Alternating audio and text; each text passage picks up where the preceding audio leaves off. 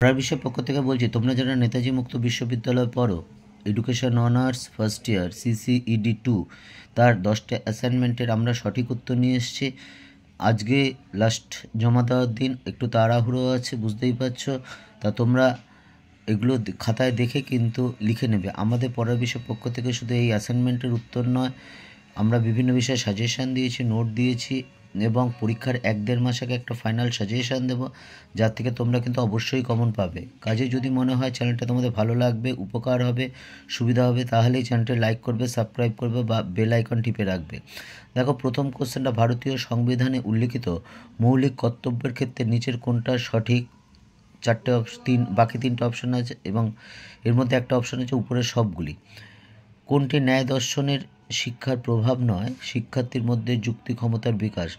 সঠিক হচ্ছে শারীরিক বিকাশকে অগ্রাধিকার করা। 3 নম্বর, কোনটি মানবতাবাদের মূলনীতি নয়? মানবতাবাদ অতি প্রকৃতিবাদ বিশ্বাস করে। 4 নম্বর, কোনটি ইসলামের 5টি স্তম্ভের অন্তর্ভুক্ত নয়? মোক্ষ। 5, জাতীয় একীকরণের জন্য নির্ধারিত উদ্দেশ্যগুলির ক্ষেত্রে কোনটি সবচেয়ে সঠিক? উপরে সবগুলি।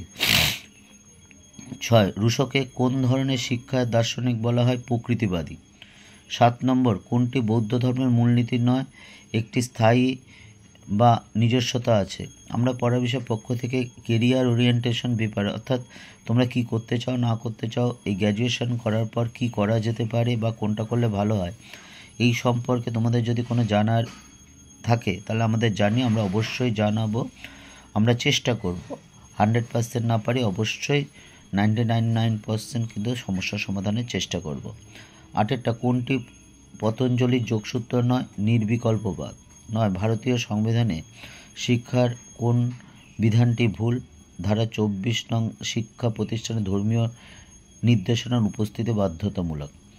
আমরা পড়ার বিষয়ের পক্ষ থেকে এখন অবধি প্রায় 80টার উপর অ্যাসাইনমেন্ট জমা করে দিয়েছি, সম্পূর্ণ কোনো কিছুর বিনিময়ে না। এছাড়া আমরা নোট বা সাজেশন বা যাই দিই না কেন, এগুলোও কিন্তু কোনো কিছুর বিনিময় না। কাজেই যদি তোমাদের মনে হয় তোমাদের ভালো হবে বা একটু হলেও সুবিধা হবে, তাহলে কিন্তু অবশ্যই চ্যানেলটি লাইক করো বা সাবস্ক্রাইব করো এবং বেল আইকন টিপে রেখো। 10এরটা দেখো, দর্শনের কোন জ্ঞানের সমস্যা নিয়ে আলোচনা করা হয়? জ্ঞান তত্ত্ব।